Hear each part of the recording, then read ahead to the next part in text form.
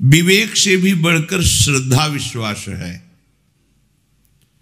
विवेक में दो विभाग हैं, सत और असत, उसे विवेक कहते हैं। पर विश्वास में दो विभाग नहीं है, विश्वास में एक ही है, मेरे प्रभु हैं। विवेक लगाने की जरूरत नहीं। विवेक वहीं लगाया जाता है जहां हमें जानना होता है, पर मान के जानना सहज है। प्रायः जानकर मानने की चेष्टा में जन्म के जन्म व्यतीत हो जाते हैं, क्योंकि सोई जाने ही जेहि देहु जनाई। अगर आपने अपना प्रीतम, अपना प्राणाराध्य प्रभु को मान लिया है तो वो आपको जना देंगे, ये आपके विश्वास का फल होगा। लेकिन आप जाने तो विवेक के द्वारा जन्म जन्म लग जाएंगे जानने में, क्योंकि विवेक में दो विभाग रहते हैं, ये सत है और ये असत है। जब तक दो विभाग रहते हैं तब तक काम बनता नहीं है।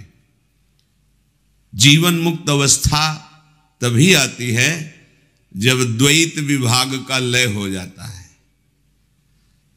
श्री भगवान स्वयं अपने श्रीमुख से वर्णन किए, मैं ही सत हूं और मैं ही असत हूं, मैं ही अमृत हूं, मैं ही मृत्यु हूं।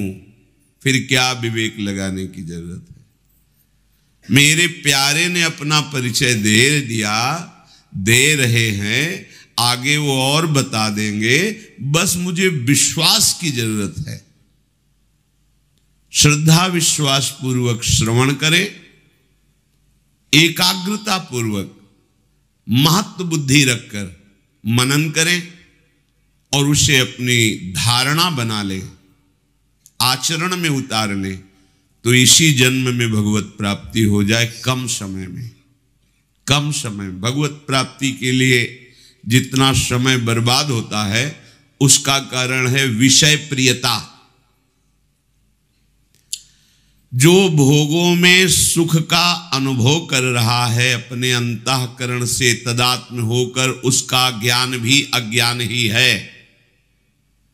चाहे जितना ज्ञान लक्ष्यदार भाषण हो, वो अज्ञान ही है। जिसको किसी नवीन भोग भोगने की इच्छा है, लोक लोकांतर के सुखों का आकर्षण है, तो चाहे जो भी ज्ञान वर्णन करे वो अज्ञानी ही है। जिसके हृदय की ऐसी स्थिति हो गई है, न सोचति न कांक्षति समः सर्वेषु भूतेषु मद भक्तिम लभते पराम। ना कोई सोच रह गई है, ना कोई चाह रह गई है, एकमात्र परम तत्व सर्वत्र विराजमान। बस ये भक्ति का परम लाभ उसे प्राप्त हुआ, इसे ही पराभक्ति कहते हैं। जब तक हमारे हृदय में भोगों के प्रति आकर्षण है, तब तक अहंकार है। अहंकार है तब तक काम कुछ भी नहीं बना अध्यात्म का। इसीलिए बहुत दैन्य होकर भगवत परायण उपासक जन निरंतर अपने आप को प्रतिपल समर्पित किए हुए भी समर्पित करते रहते हैं। प्रतिपल समर्पित हुए भी समर्पित करते रहते हैं। तब उनके हृदय में बोध होता है सब कुछ श्री भगवान हैं। ये अंतिम बात है, ये अध्यात्म की पूर्णता की बात है। यहां से प्रेम मार्ग प्रारंभ होता है। ये शांत भाव है। अब द्वंद्वों से वो पराभव को प्राप्त नहीं होगा। जो द्वंद्वों से पराजित नहीं होता वो हृदय भगवत प्रेम रस का पात्र बन जाता है। जो द्वंद्वों से मुक्त हो गया है वो जीवन मुक्त परमहंस भगवत प्रेम में जाना चाहे तो उसके लिए मार्ग खुला है। अगर मोक्ष पदवी स्वीकार करना चाहे तो जीते जी वो मुक्त हो गया। ये भगवत मार्ग है, ये अध्यात्म मार्ग है। ये अंतिम अध्यात्म की ऊंचाई है। ना कोई जड़ है, ना कोई चैतन्य है, ना कुछ सद ना असद, एक ही पर ब्रह्म परमात्म तत्व। हम राम बोले, हरि बोले, कृष्ण बोले, जो भी नाम बोले, वो एक ही परम तत्व है। ऐसा वाणी से नहीं, ऐसा उसको अनुभव हो गया है, ऐसी उसकी स्थिति है। श्री भगवान स्वयं बोले हैं श्रीमद् भागवत में, अहमेवा समेवाग्रे नान्यद यत् सद सत्परम पश्चादहम यदेतच्च यो वशिष्येत सोऽस्म्यहम्। सृष्टि के पहले मैं था, मेरे सिवाय कुछ नहीं था। सृष्टि जो उत्पन्न हुई वो मैं ही हूं, मेरे सिवाय कुछ नहीं है। सृष्टि का जब लय हो जाएगा तो मैं ही हूं, मेरे सिवाय कुछ नहीं है। मैं वही श्री कृष्ण चंद्र जी कहे, साध असाध सब कुछ भगवान। ये अध्यात्म की अंतिम स्थिति ये विश्वास से जागृत होती है। जब हम गुरु प्रदत्त उपासना में दृढ़ विश्वास कर लेते हैं, गुरु प्रदत्त शब्द इसलिए कि यहीं से अहंकार का नाश होता है, कि गुरु कृपा से भजन बन रहा है, गुरु कृपा से धाम वास हो रहा है, गुरु कृपा से बात समझ में आई, तो अहम गलित हो गया, अहम का कोई स्थान नहीं है। और जब तक गुरु कृपा का आश्रय नहीं होता तो इसी अहंकार का आश्रय होता है। हमारा गुरु अहंकार होता है, मैंने ये किया अब मैं ऐसा कर लूंगा, मैं ऐसा।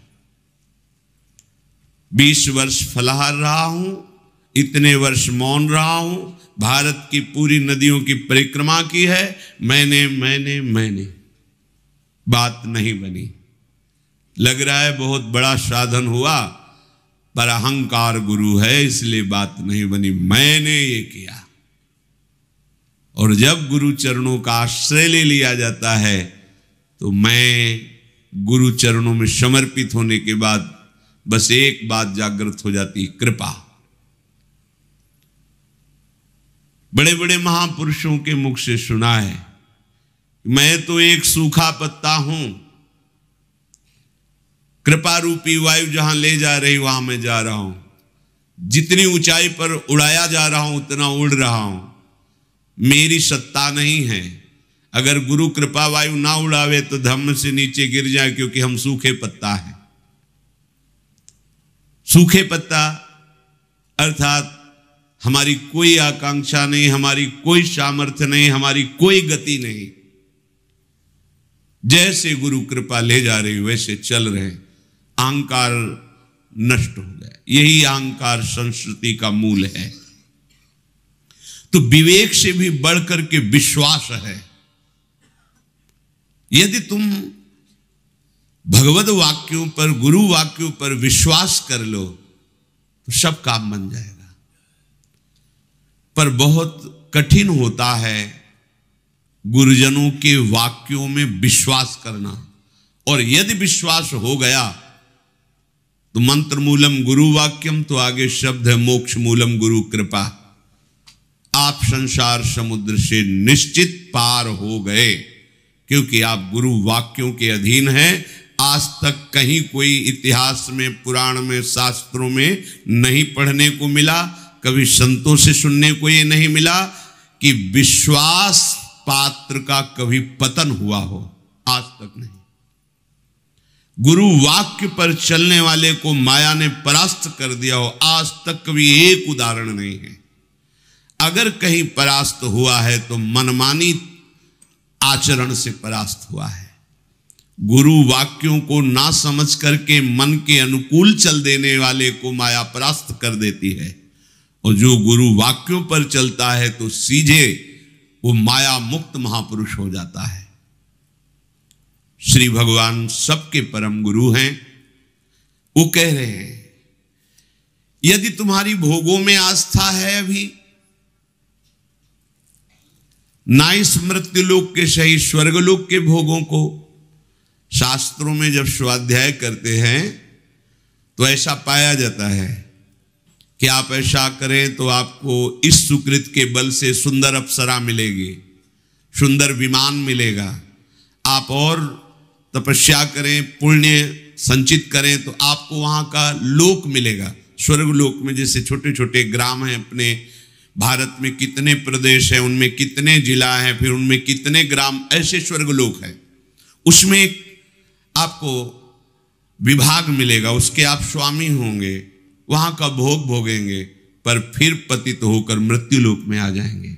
इसलिए भगवान कह रहे हैं त्रैविद्यामाम सोमपाह पूत पापा यज्ञैरिष्ट्वा स्वर्गतिं प्रार्थयन्ते ते पुण्यमासाद्य सुरेंद्र लोको मस्नन्ति दिव्यां दिवि देव भोगान् ते तं भुक्त्वा स्वर्गलोकं विशालं क्षीणे पुण्ये मर्त्यलोकं विशन्ति एवं त्रयी धर्म मनुप्रपन्ना गता गतं काम कामा लभन्ते। तीनों वेद में बहुत से सकाम पुण्य कर्मों का अनुष्ठान बताया गया है। ये जो लोग विशुद्ध बात को नहीं समझ पाए हैं, विशुद्ध बात भगवत प्राप्ति ब्रह्मबोध, ये जो नहीं समझ पाए हैं तो उनको ये बातें लुभायमान करती हैं। ऐसा करोगे तो आपको ये प्राप्त होगा, ऐसा करोगे तो ये सुंदरता, बड़ा आकर्षण, तो चित्त लालायित हो जाता है कि मर्त्य लोगों के भोगों का त्याग करके स्वर्ग लोगों के भोगों को भोगे। इस प्रलोभन में बड़ी ताकत है, बड़ी ताकत है। तुम मरोगे तो तुम्हें अप्सराएं मिलेंगी, ऐसा कर्म कैसा है, उसका परिणाम कैसा है, नहीं, प्रलोभन में। भगवान स्वयं कह रहे हैं कि वेदों में सकाम कर्मों का वर्णन किया गया है, बड़ा प्रलोभन है। जो ठीक से उन सकाम कर्मों का अनुष्ठान कर लेता है, पुण्य कर्मों का, तो उनके पाप नष्ट होते हैं, पुण्य बढ़ते हैं, जिससे वो सोम रस का पान करने वाले देवताओं की पंक्ति में बैठते हैं। वो जो कामना से युक्त होकर पुण्य कर्म करते हैं, देवताओं से अपनी इच्छाओं की पूर्ति चाहते हैं, भगवान ही सब रूपों में हैं, पर वो ऐसा नहीं जानते हैं। सुखों के लिए देवताओं का पूजन यज्ञों के द्वारा, दान के द्वारा, पुण्य के द्वारा, तो उनको स्वर्गलोक की प्राप्ति होती है। पवित्र है स्वर्गलोक, दिव्यता है, मर्त्यलोक से बहुत अच्छे शरीर है वहां। अगर एक कोई देवी निकले अप्सरा तो पूरा वातावरण सुगंधित हो जाए। जब कोई अप्सरा चलती तो आसपास उसके, जैसे यहां कोहरा होता है, ऐसे बादल चलते हैं। जिसको दर्शन देना है या जिसके पास जाना है उसी को वही देख सकता है, दूसरा नहीं। बड़ा दिव्य, तो चित्त आकर्षित होता है कि ये सब आपको मिलेगा, और मिलता है। जो पुण्यात्मा जन हैं, उस तरह के पुण्य करते हैं, उनको प्राप्त होता है। वो देवताओं के साथ सुंदर विमानों में, अप्सराओं के साथ देववन में विहार करते हैं, पर वे ज्यादा दिन नहीं रुक सकते। जितना पुण्य है उतना भोगा, और भोग कर पुण्य क्षीण होने पर फिर इसी मृत्यु लोक में आ जाते हैं। इसलिए तीनों वेदों में जो सकाम कर्म कहे गए हैं, जो पुण्य कर्म कहे गए हैं, जो धर्म कहे गए हैं, वो भोगों की तो प्राप्ति कर सकते हैं पर आवागमन चक्र से नहीं छूट सकते। तो फायदा क्या हुआ? एक थोड़ा लंबी नींद, उसमें थोड़ा अच्छा स्वप्न, पर जगे तो फिर वही पुण्य छीड़े मृत्यु लूके, काम नहीं बना। इसलिए सावधान रहे। हमारे अंदर ये जो भोगों की कामना है स्वाप्निक है, पर है बहुत आकर्षण, बड़े बड़ों को लुभायमान कर लेता है, लेकिन छोटों को लुभायमान नहीं करता। इसीलिए त्रणादपि सुनीचेन, बड़े मत बनो। बड़ों बड़ों को लुभायमान कर लेता है, बोले तुम क्या चीज हो, बड़े बड़ों को तो कर लेता है, लेकिन जो तरंते नीच अपनपो का है, सेवक जी कहते हैं कि तुम बड़े मत बनना, छोटे बनना। जब तुम छोटे बनोगे तो तुम्हें देखने ही नहीं दिया जाएगा जिनसे लुभायमान हो जाता है। भगवान ऐसे ढक लेंगे, मेरे को देख, ये मेरी माया है, इसको मत देख, वो बचा लेते हैं। अगर देखने की भी चेष्टा करोगे तो तुम्हें दंड दे देंगे, भयभीत कर देंगे, उधर जाओगे ही नहीं। भक्ति बहुत सुरक्षित मार्ग है, बड़ा महिम मार्ग है। जितने वैभव, जितनी सिद्धियां, जितने लोकांतर के सुख, वो आपको ब्याज में मिलेंगे, मूल में तो श्री भगवान मिलेंगे। भगवान तो मिलेंगे ही, लोकांतर के सारे सुख आपको घेर लेंगे। और यही तो चाहते हो ना, तो किसी और से नहीं, प्रभु श्री कृष्ण से। मान लीजिए ये जो देवताओं की आराधना है, ये श्री भगवान की ही आराधना है, पर आप उन्हें श्री भगवान नहीं मानते, अमुक देवता, तो फिर वो उतना ही हिसाब करेंगे जितना आपने कर्म, पुण्य कर्म किया, बस इसके आगे नहीं। और यहां कृपा सिंधु भगवान का दरबार ऐसा है, लाडली जी का दरबार ऐसा है कि राई के सम भजन को मानत मेरु समान। थोड़ा सा श्री जी के प्रति सेवा भाव बन गया, थोड़ा सा श्री जी का भजन बन गया, तो श्री जी बहुत कृपालु हैं, तो कहती है अरे ये तो बहुत हमारा नाम लेता है, ये तो हमारी बहुत सेवा करता है। लेकिन देवताजन उतना ही करेंगे जितना आपने किया है, बस।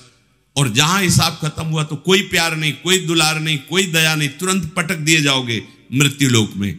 लेकिन हमारी लाडली जी महाराज, अवगुण करे समुद्र सम, गणत ना अपनो जान।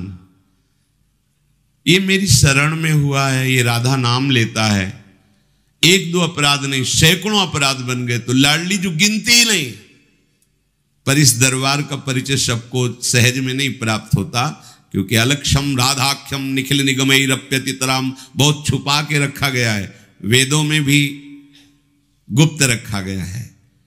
क्योंकि ये एक बार हृदय से लाडली जी का जो शरण होकर पुकारा राधा राधा, ये सब हिसाब किताब खत्म।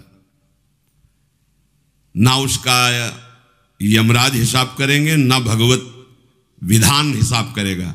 अब हमारी लाडली जी की करुणा हिसाब करेगी, बस हमारी विजय हो गई। नागरी दासी जन्म जितायो, बलिहारी बलिहारी, हमारी सब ही बात सुधारी। सच्ची कहते हैं हृदय की बात। लाडली जी के चरणों का आश्रय का मतलब है बात बन गई। बिल्कुल आप मान लीजिए, शब्द नहीं हमारे पास कि हम आपको वो जो हृदय में हो रहा है वो हम आपको बता सकें। साधना भी गुरु कृपा से हुई है, शास्त्रों का स्वाध्याय भी हुआ है। तो ऐसा नहीं कि बस वो अंधविश्वास में हम बोल रहे हो, ऐसा नहीं। लाडली जी ऐसी तत्व की परम तत्व है कि वो परिचय ही नहीं मिल पाता, यहां तक पहुंच ही नहीं पाता।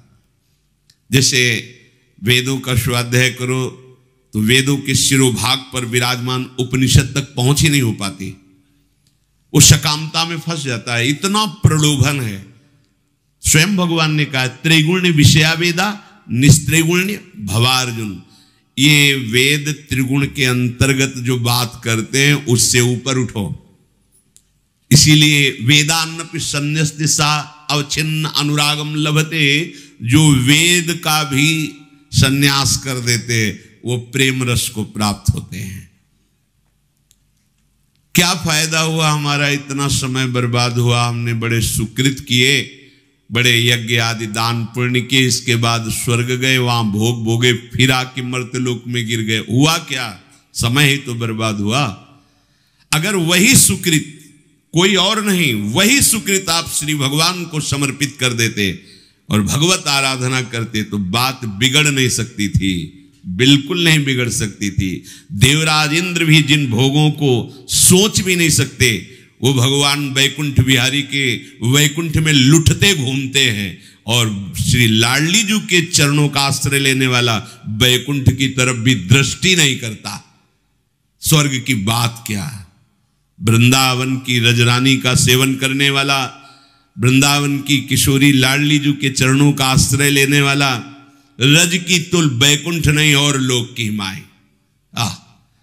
ये दरबार का परिचय तो केवल महाराज श्री कृष्णचंद्र जी बरस गए, लाल रंगीलो गाइए ताते प्रीति रंगीली पाइए।